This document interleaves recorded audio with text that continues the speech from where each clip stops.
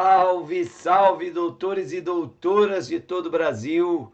Mais uma vez, uma enorme satisfação estar iniciando um estudo compartilhado com vocês aqui na live do quê?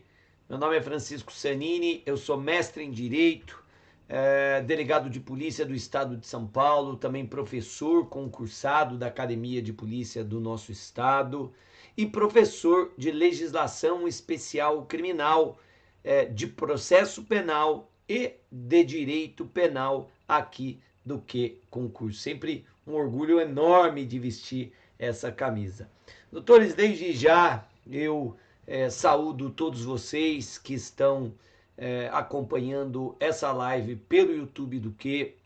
Eu destaco sempre a importância de vocês deixarem seus comentários, vocês curtirem, compartilharem essa live com seus colegas que também são estudantes de direito, enfim, prestigiem aí o nosso YouTube, especialmente com o seu like e se porventura, né, considerando que muitos de vocês nem sequer conseguem acompanhar ao vivo a live, né, e a live ela fica disponível no YouTube do que,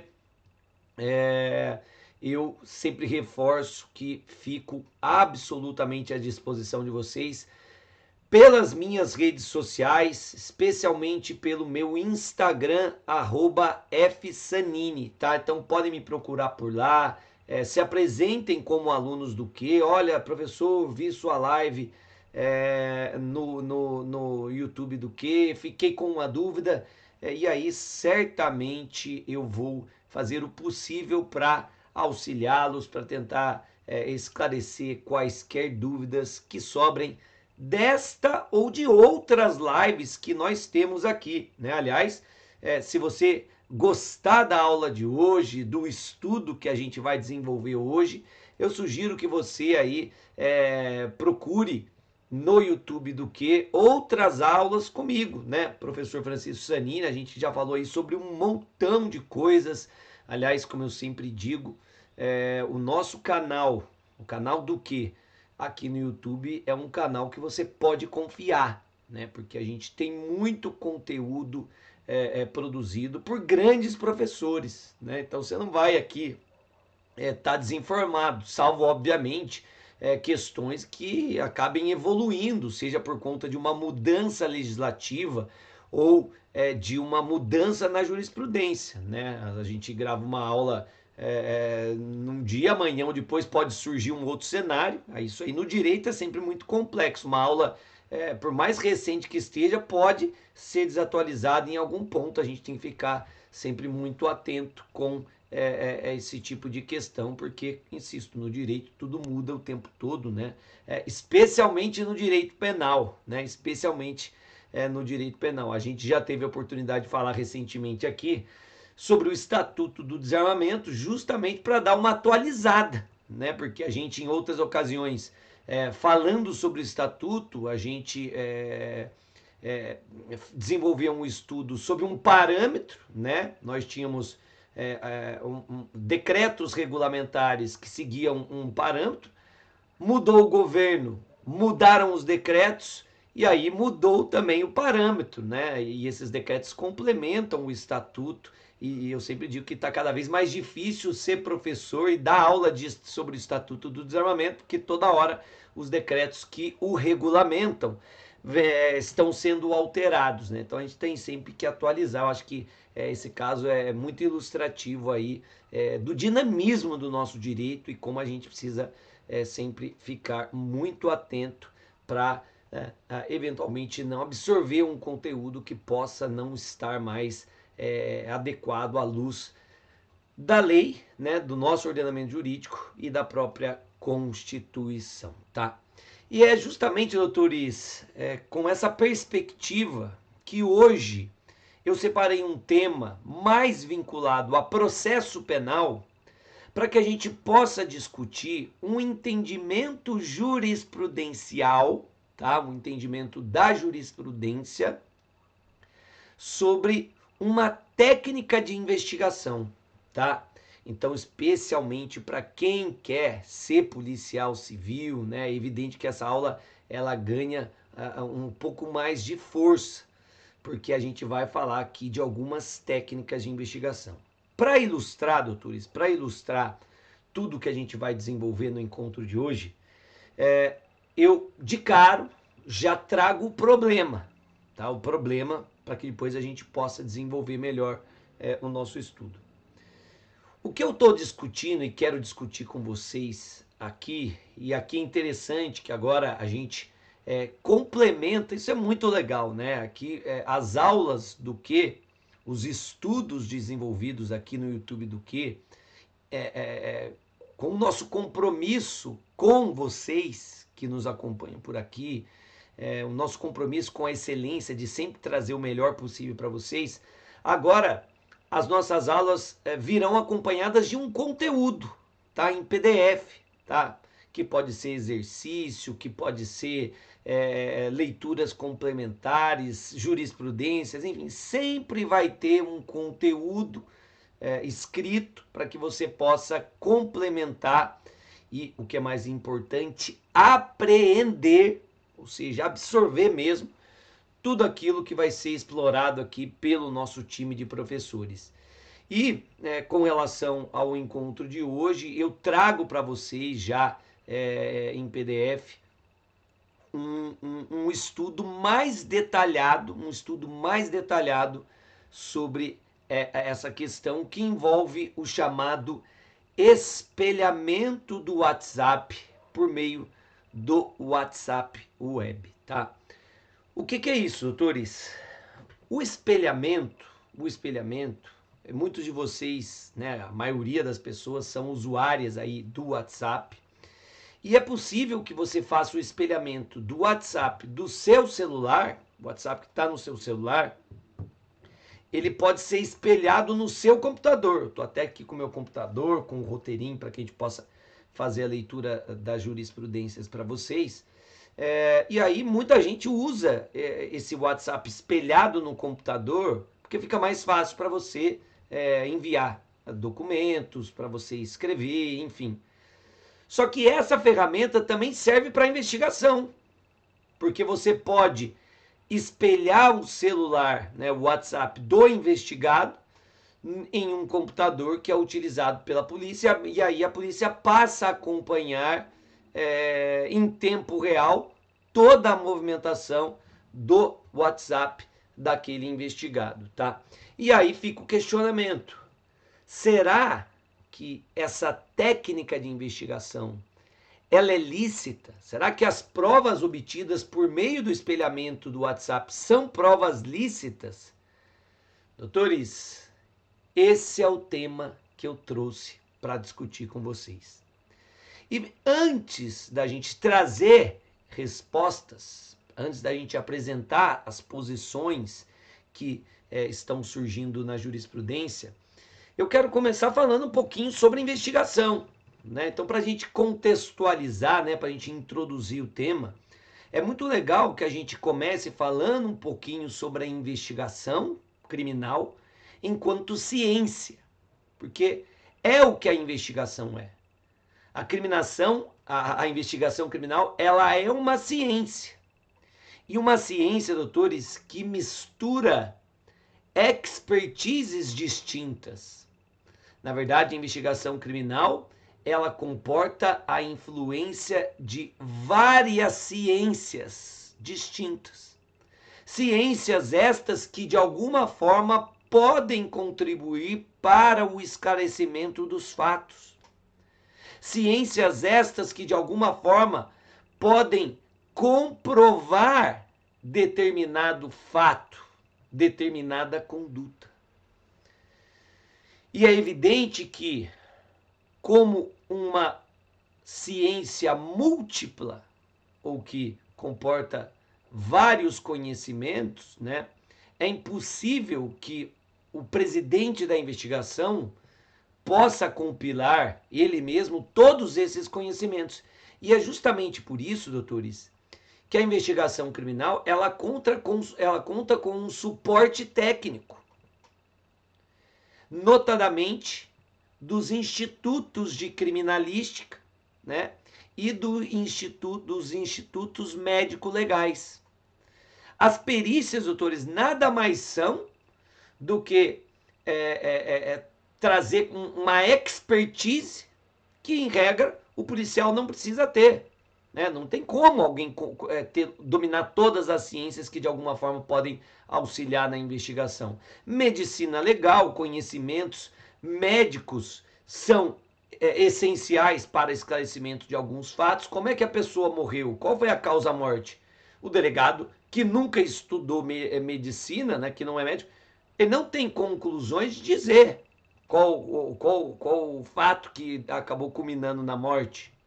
Do mesmo modo, o delegado que não tem o domínio de ciências contábeis, ele não tem condições de avaliar determinados documentos contábeis, para ver se eles estão corretos, se eles estão incorretos. Do mesmo modo, o investigador de polícia, o escrivão de polícia, não tem condições de aferir se aquele pó branco é cocaína ou não. Eu preciso de um conhecimento científico específico para identificar a natureza daquela substância. Opa, que esse pó branco é cocaína. Essa outra substância aqui é maconha. E aí entram os institutos médico-legais e de criminalística, tá? Assessorando, dando suporte à investigação criminal. E é importante que a gente compreenda, doutores, que a investigação criminal ela tem um objeto. O objeto, e eu já falei isso aqui em outros encontros no YouTube do quê? O objeto da investigação criminal é sempre o mesmo, qual seja, a notícia crime.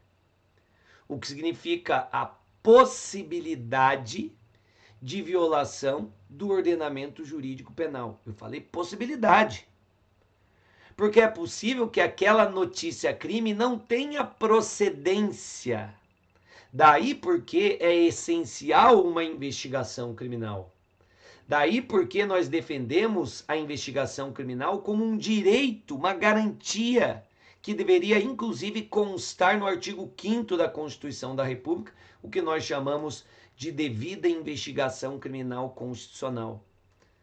Se não há pena sem processo, porque o processo é o caminho necessário, indispensável para se chegar legitimamente à aplicação de uma pena, se não há pena sem processo, não há processo, doutores, sem uma investigação preliminar que lhe dê suporte. E não existe investigação criminal senão aquela que se desenvolve inteiramente sob as premissas e os princípios constitucionais. Uma verdade obtida à margem ou às margens do ordenamento jurídico é uma verdade juridicamente imprestável. O que se deve buscar numa investigação criminal é uma verdade juridicamente qualificada. Só essa serve. Pouco importa se obtém uma confissão, mas essa confissão é obtida por meio de tortura. Se eu chego à informação de onde está a droga por meio de uma confissão, por meio de uma confissão obtida através de tortura, o fato de eu chegar àquela prova, o caminho percorrido para que eu alcance, para que eu identifique aquela prova, é um caminho ilegal. Logo, a prova é ilícita e se torna imprestável. Informações armazenadas em smartphones, os aparelhos celulares, conversas de WhatsApp. Será que a polícia pode acessar de forma direta essas comunicações armazenadas no WhatsApp ou outros aplicativos de comunicação instantânea? Tema legal para a gente discutir aqui numa próxima aula, num próximo encontro.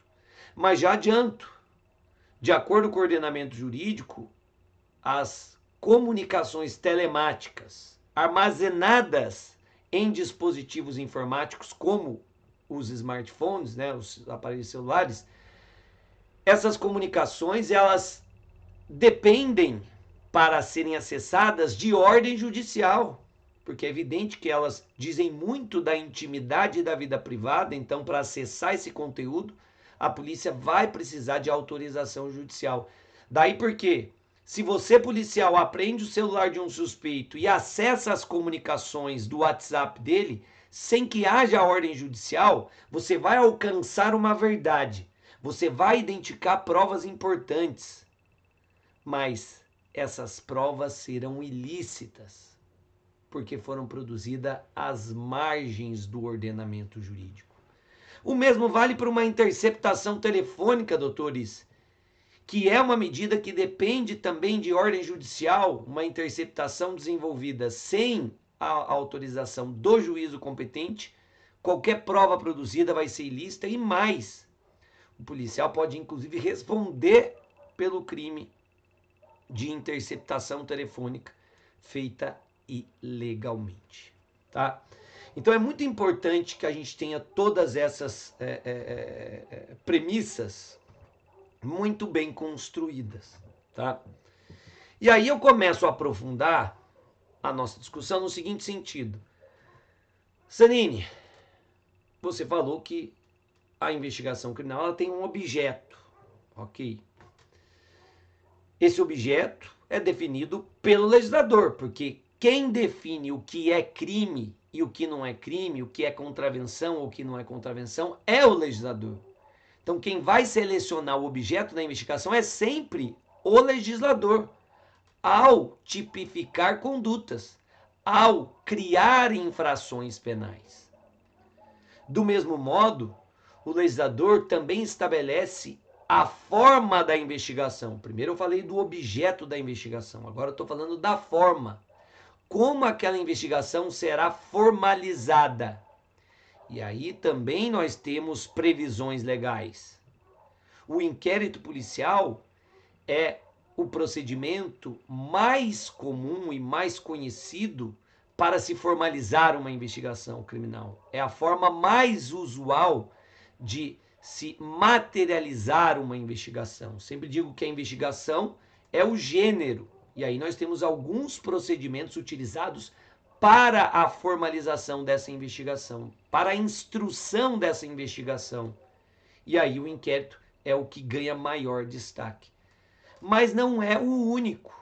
Nós temos outros procedimentos, como o procedimento de apuração de ato infracional, quando o objeto da investigação não é uma infração penal, mas um ato infracional que é análogo, né, a um crime ou a uma contravenção. Né? O ato infracional é aquele praticado por menores de idade, e os menores de idade devem ser perseguidos, né, pela justiça à luz do ordenamento jurídico do Estatuto da Criança e do Adolescente. Nós temos ainda o inquérito policial militar, cujo objeto são os crimes militares, né? Temos também, dentro da esfera de atribuição do Ministério Público, o PIC, que é o procedimento investigatório criminal, é um outro procedimento que é utilizado para formalizar a investigação criminal conduzida pelo Ministério Público, tá? Questiona-se aí um pouco só a legalidade desse procedimento, porque ele não veio por meio de lei, né? A investigação conduzida pelo MP, ela é regulamentada por uma resolução do Conselho Nacional do Ministério Público, quando deveria, obviamente, ser regulamentada por meio de lei. Afinal de contas, investigação é matéria de processo e processo exige lei em sentido formal, aquela proveniente dos nossos representantes no Congresso Nacional, tá bom? Então, doutores, coloquei para vocês o objeto da investigação, coloquei para vocês a forma da investigação, porém, por mais que a investigação ela seja vinculada por meio de lei em relação à forma, em relação ao objeto, não existe, e esse ponto é muito sensível para o nosso estudo, não existe um roteiro investigativo pré-definido. Não existe uma sequência fechada de atos investigativos que devem ser seguidos ao longo da investigação. Daí porque, doutores, nós falamos em discricionariedade do inquérito policial, que é o principal modelo investigativo, discricionariedade do delegado de polícia na condução do inquérito policial, porque com relação à metodologia, os métodos, as medidas investigativas, as técnicas investigativas adotadas, elas são livres. A lei não limita as técnicas de investigação. Cabe ao titular da investigação, o MP delegado, definir o método mais adequado, a técnica mais efetiva para o esclarecimento daquela notícia-crime. É por isso que a investigação ela não pode ser fechadinha, porque tudo varia de acordo com o fato. Se a investigação fosse uma sequência pré-ordenada de atos, ela perderia efetividade, porque cada notícia-crime, cada apuração tem as suas especificidades. E aí, quanto mais capacitado é o presidente da investigação, melhor ele vai saber a ferramenta que vai ser a mais adequada para o esclarecimento daquela notícia-crime. Para verificar se aquela notícia-crime tem procedência ou não. Se ela tiver procedência, cumpre-se a função preparatória da investigação criminal, reunindo provas para um processo posterior, ou, eventualmente, verifica-se que aquela notícia-crime não tem procedência, e aí, nesses casos, a investigação cumpre a sua missão preservadora, impedindo que acusações infundadas, levianas, desemboquem em um processo. Daí a investigação como uma garantia. Garantia que eu não vou ser processado sem que haja justa causa, sem que haja uma base mínima para isso. E muitas vezes a investigação vai comprovar o quê? Que o investigado ele é inocente. E aí a investigação, evidentemente, é exitosa quando ela consegue comprovar a inocência do investigado ou que o crime nem sequer ocorreu. O que não significa, doutores, que a investigação tenha um compromisso com a defesa. É evidente que não tem. E muito menos com a acusação. O compromisso da investigação é com a verdade. Aliás, doutores, o que se quer buscar dentro de uma persecução penal é a verdade. Ou aquilo que chegue o mais próximo possível da verdade. É preciso que se acabe com o mito, aquele mito da verdade real, né? O que se busca no processo é a verdade real, porque no sentido de que aquela verdade exatamente nos moldes de que o crime, a ação humana foi praticada. Não dá para chegar exatamente naquele contexto. O que nós devemos buscar é uma verdade processual, aquela que mais se aproxime da verdade dos fatos, que permita ao juiz uma conclusão lógica, objetiva e razoável sobre o que ocorreu e foi avaliado ali ao longo da persecução penal. E é para isso que nós temos as metodologias de investigação. É por isso que nós temos vários meios de prova, doutores.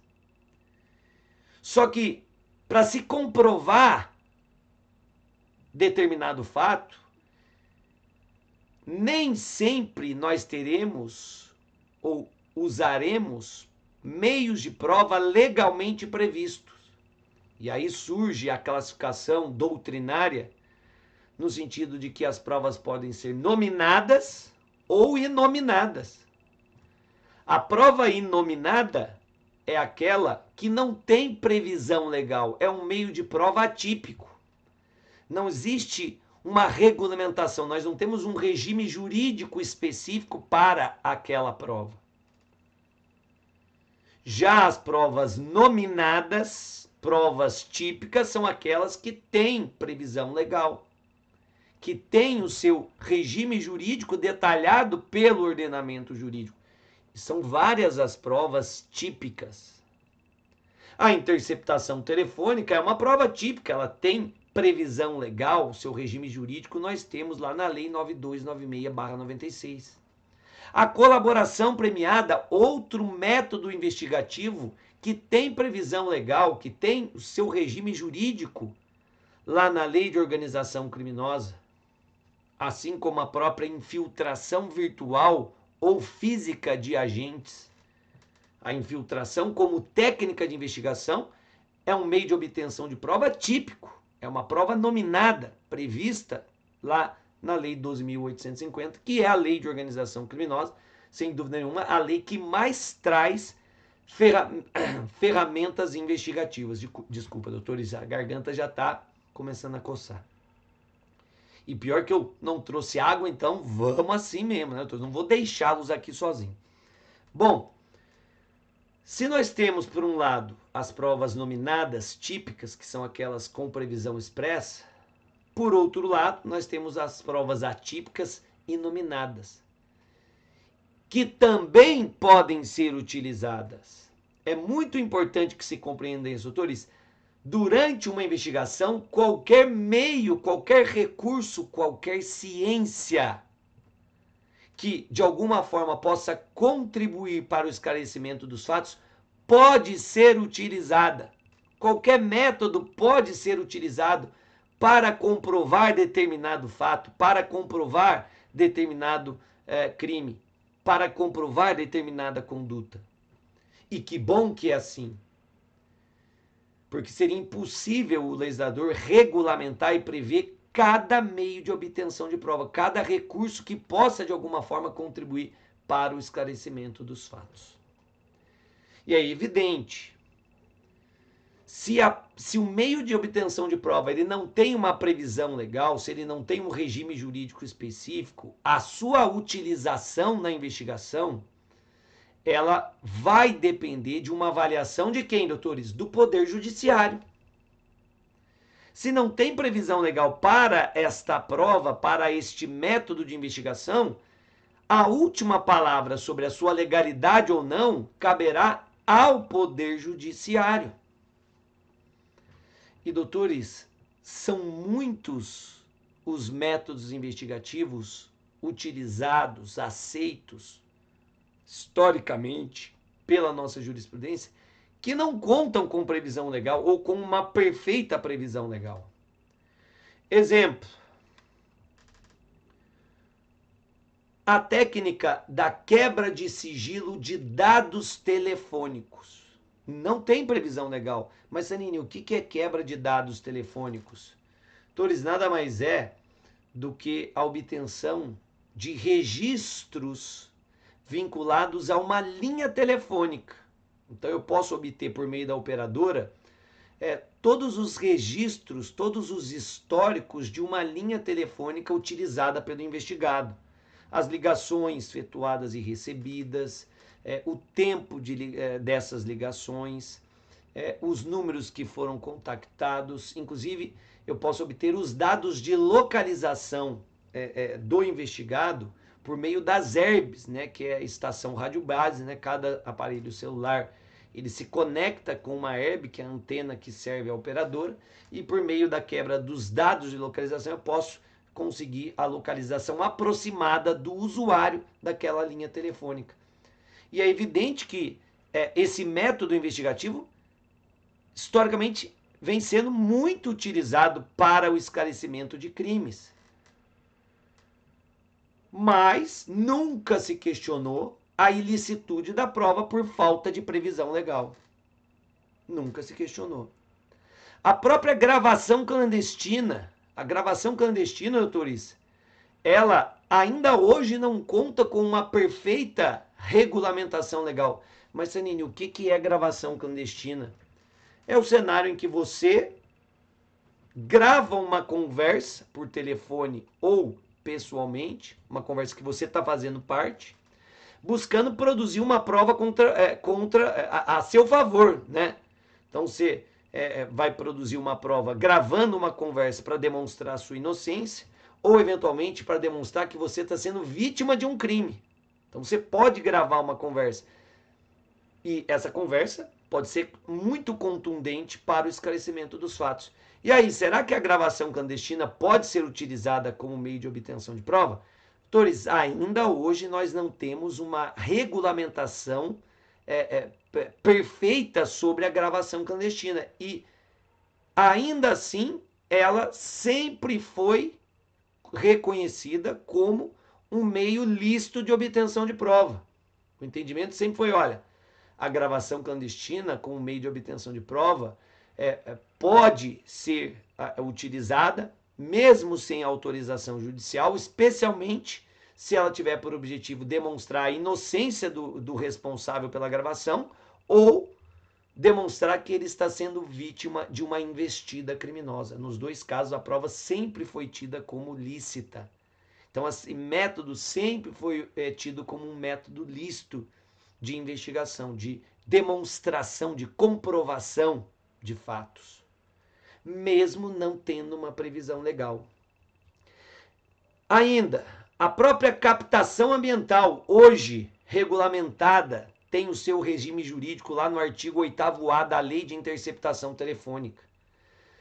A captação ambiental surgiu lá na Lei de Organização Criminosa, a Lei de Organização Criminosa, que é a Lei 2.850 de 2013, ela foi a primeira a trazer a captação ambiental como um meio de obtenção de prova.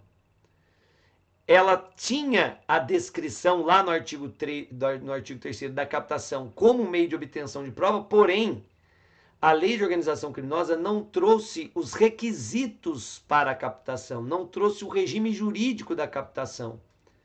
E aí, questionava-se, pode-se adotar a captação ambiental? Ela é uma metodologia que pode ser utilizada para o esclarecimento dos fatos? Sim ou não? Pode. Ainda que não houvesse previsão legal lá na Lei de Organização Criminosa. Ainda que ela não tenha, à época, o seu regime jurídico, eu posso me valer da captação ambiental. E aí, a doutrina sustentava que, para a implementação dessa técnica, deveria ser feita uma analogia com os requisitos, com o regime jurídico da própria interceptação telefônica. Por que eu estou dizendo tudo isso, Túlio? Por que eu estou dizendo tudo isso? Porque a técnica do espelhamento do WhatsApp, ela foi questionada pela jurisprudência justamente, ou entre outros argumentos, a jurisprudência entendeu que ela seria uma técnica ilícita por falta de previsão legal. Então, um dos principais argumentos para se entender que o espelhamento seria ilícito seria a falta de previsão legal. E eu acabei de dizer para vocês que a falta de previsão para o recurso investigativo não pode servir de base para se concluir pela ilicitude da prova. Tá? Então aí a gente já vai ter que analisar essa decisão com uma certa reserva. Mas vamos, depois desta bela introdução, vamos ao julgado. O que aconteceu nesse caso? Estou até com o julgado que eu vou ler aqui para vocês, ipsis literis. Esse caso ocorreu no estado de Santa Catarina. Policiais, com autorização do juízo competente, policiais apreenderam o aparelho celular do investigado por um curto período. Neste período, os policiais fizeram o quê? Realizaram o espelhamento do WhatsApp do investigado no computador da delegacia. Depois devolveram o aparelho celular dele. Ele foi embora, né? Tô bonito, né? Devolveram meu celular, fui trazido para a delegacia, ninguém me prendeu, tô aqui livre, então tô gigante. E aí o investigado seguiu sua vida realizando várias comunicações por meio do seu WhatsApp. Só que como o WhatsApp dele estava espelhado no computador dos policiais, eles passaram a acompanhar toda aquela comunicação e, obviamente, que obtiveram várias provas relacionadas ao crime. Tudo isso, insisto, com a autorização judicial. Ele foi condenado e aí, posteriormente, a sua defesa recorreu e o caso chegou no STJ. A hora que chegou no STJ, o que o STJ falou? Não. Essas provas obtidas por meio do espelhamento do WhatsApp são provas ilícitas. Essa técnica de investigação, ela seria uma mistura entre interceptação telemática e quebra de dados. A gente não tem previsão legal deste meio híbrido de produção de provas. Do mesmo modo, essa técnica, ela não nos permite confiar no teor daquela prova. Por quê? Porque o espelhamento do WhatsApp permite com que o policial, o investigador, ele possa apagar comunicações, apagar conversas, ou enviar mensagens como se fosse o próprio investigado. E tudo isso sem deixar rastros. Então, aquela prova, de acordo com a jurisprudência do STJ, não seria confiável nesse sentido. Vejam o teor do informativo 640 do STJ. Vou ler para vocês, né? Eu acabei resumindo aqui, agora vou ler para vocês o que constou no informativo do STJ. Muito interessante esse caso. Inicialmente, cumpre salientar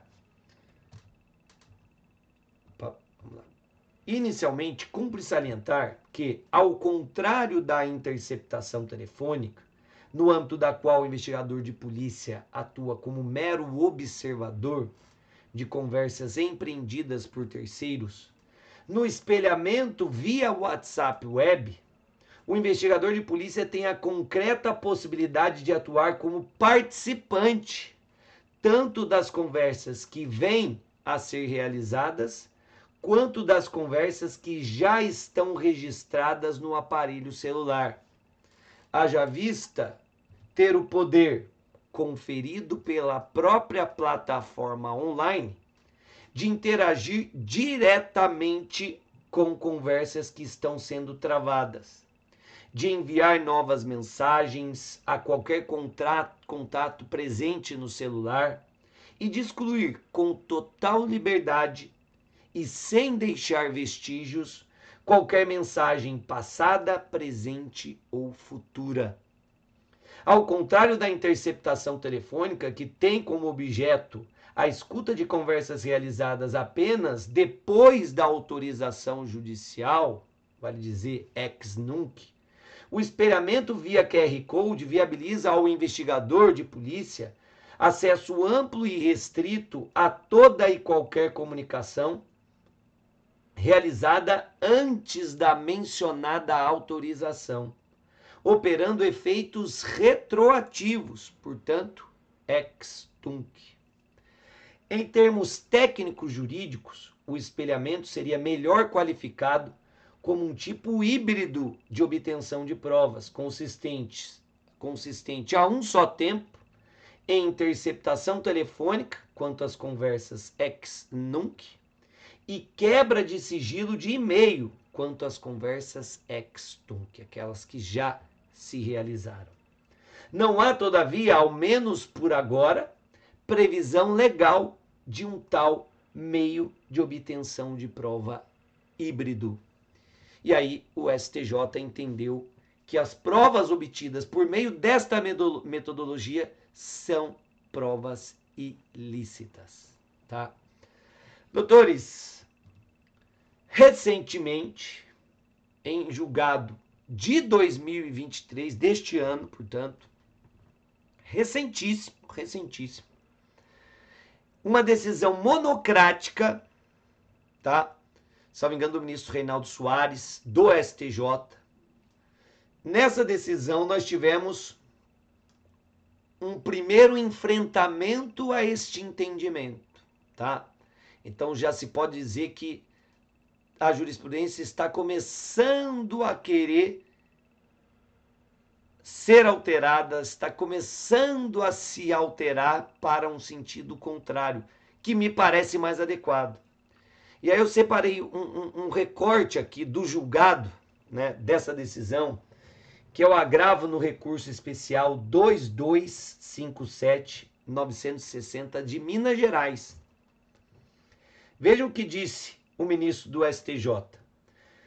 O espelhamento do WhatsApp por meio do WhatsApp Web caracteriza meio lícito de obtenção de prova, mas desde que haja autorização judicial e seja preservada a cadeia de custódia.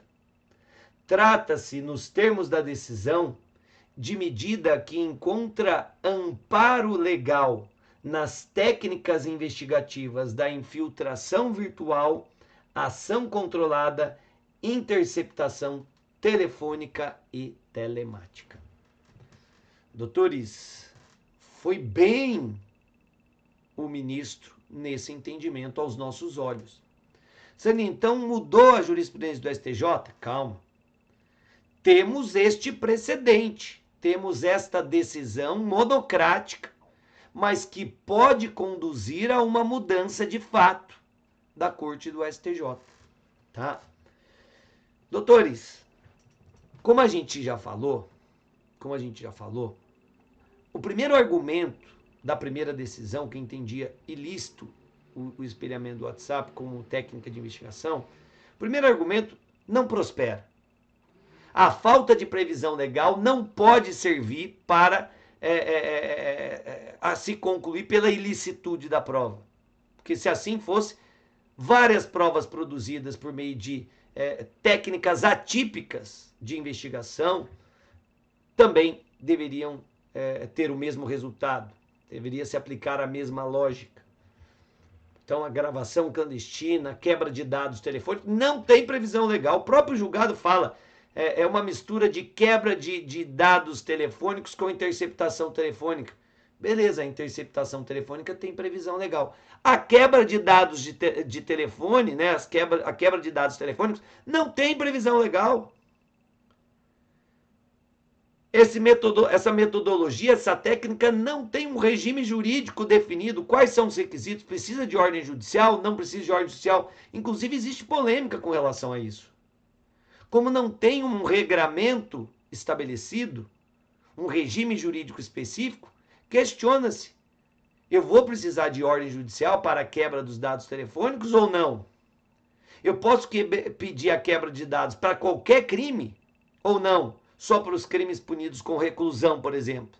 Então, nós não temos qualquer previsão legal sobre isso. E nem por isso questiona-se a licitude da prova. Então, de novo, a falta de previsão legal, a falta de um regime jurídico específico, não pode inviabilizar a adoção de determinado meio de obtenção de prova. Tá? Então, esse é o primeiro argumento. Segundo, ainda que nós não tenhamos esse problema no caso do espelhamento, como bem pontuado neste precedente do STJ, no caso do espelhamento, doutores, não se pode falar que não existe previsão legal. Por quê? Porque a gente está diante de uma técnica que ela conjuga várias técnicas de investigação. O espelhamento seria uma mistura de métodos investigativos. Um misto de interceptação telefônica, com previsão na Lei 9296/96, com um misto de infiltração virtual de agentes, com previsão lá na Lei de Organização Criminosa. Então não dá para falar que não existe previsão legal. Existe. Na minha visão, inclusive, o espelhamento do WhatsApp, ele encontra previsão legal até na técnica da captação ambiental. Porque os grupos de WhatsApp, onde o usuário pode compartilhar conteúdo criminoso de todos os tipos, né? Os usuários do grupo podem compartilhar vários tipos de conteúdo criminoso, esses grupos nada mais são do que ambientes virtuais, que permitiriam ali a captação ambiental e obtenção de prova por meio desta ferramenta. Então, na minha visão, o espelhamento do WhatsApp, na mesma linha do julgado do STJ mais recente, não é uma técnica que é despida por completo de previsão legal. Não. Ela encontra respaldo legal na interceptação telefônica, na própria quebra de dados telefônicos, na captação ambiental e na infiltração virtual de agentes. O que eu estou? Estou infiltrando por meio do espelhamento um agente policial no dispositivo do investigado, né, no caso o WhatsApp, para que ele fique ali avaliando o conteúdo que está sendo disseminado por ele, o conteúdo que está sendo difundido por ele, por meio deste aplicativo de comunicação. Ah, mas Sanine, mas ele pode interagir, ele pode produzir prova, então, poxa, que se prove que houve alguma ação por parte do policial. A gente não pode descartar essa prova simplesmente partindo do pressuposto que o policial interagiu, que o policial é que produziu a prova. Calma lá. Se há indícios de que a prova foi alterada pelo próprio investigador, que ele interveio na comunicação, então a defesa deve comprovar que houve essa ingerência. Pois, do contrário, o que se presume é que não houve qualquer tipo de interação por parte do policial que participou ali da técnica do espelhamento. Mas para fechar, doutores, um ponto que me parece muito relevante nessa questão é o princípio da boa-fé, ou o princípio da exceção da boa-fé, que foi desenvolvido esse princípio lá nos Estados Unidos. E qual que é a ideia do princípio da boa-fé?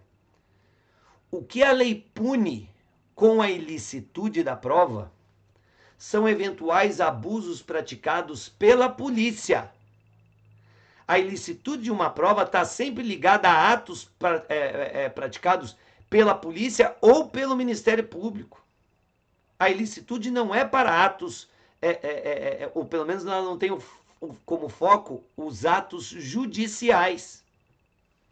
E aí, a partir do momento em que determinada técnica é implementada pela polícia com autorização judicial, percebam que os policiais atuam nesse sentido de absoluta boa-fé, acreditando na legalidade daquela medida que foi avalizada pelo juízo competente.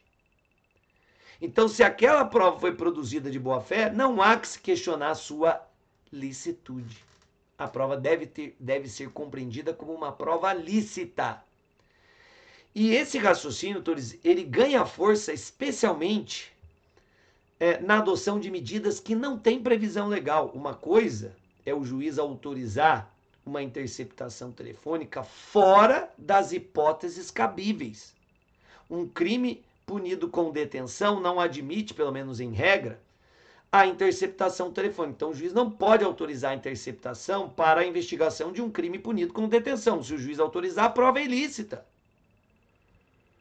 Agora, o espelhamento, como a gente viu, não tem uma perfeita previsão legal. Nós não temos requisitos, um regime jurídico específico. Então, a possibilidade de se adotar ou não esta e outras técnicas que possam vir a ser implementadas, se não há previsão legal, cabe ao juízo competente fazer a avaliação da legalidade ou não deste meio de obtenção de prova. E se um juiz, avaliando o espelhamento à luz do ordenamento jurídico, entende esta técnica como uma técnica lícita e autoriza a sua execução por parte dos policiais, os policiais de boa fé atuam. E aí nós não podemos compreender aquela prova como sendo uma prova ilícita. Imagine, o juiz deu ok, a prova foi produzida, toda a persecução penal se desenvolveu, chegou lá no STF, o STF falou, não, essa prova é ilícita. Vejam o prejuízo para a persecução penal. Toda a máquina judiciária foi movida, toda a persecução penal construída com base numa prova que se acreditava lícita e, ao final, foi considerada ilícita. Veja a insegurança jurídica para os próprios policiais, para a própria investigação. Então, se amanhã ou depois, em se tratando de uma técnica que não tem previsão legal, se o juiz da causa autorizou, a prova foi produzida licitamente. Se amanhã ou depois o STF der a palavra final, porque o STJ pode dizer uma coisa, o STF outra.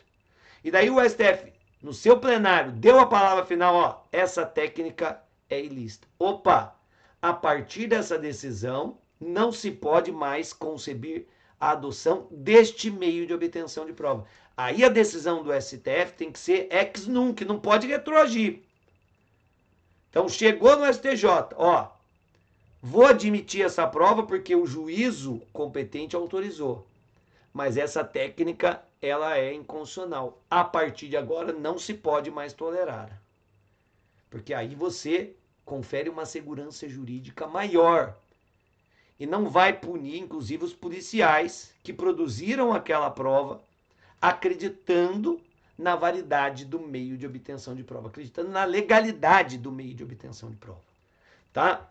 Então, agora, objetivamente, para fins de concurso, o STJ, pela sua turma, sexta turma, tem um precedente no sentido de que o espelhamento é um meio ilícito de obtenção de prova, por não contar com previsão legal e por permitir a eventual ingerência do investigador nas comunicações. Todavia, mais recentemente, tivemos um julgado monocrático do STJ, entendendo que o espelhamento pode sim ser utilizado como meio de obtenção de prova, porque ele tem previsão legal na interceptação telefônica, telemática, quebra de dados telefônicos e infiltração virtual de agentes, tá? Com isso, eu fecho o nosso encontro de hoje, doutores, agradecendo uma vez mais a participação de vocês. Espero que tenham gostado. Deixem o seu like. Se sobrou alguma dúvida, podem me procurar pelas minhas redes sociais. Por hoje é só. Um grande abraço. Fiquem com Deus. Tchau, tchau.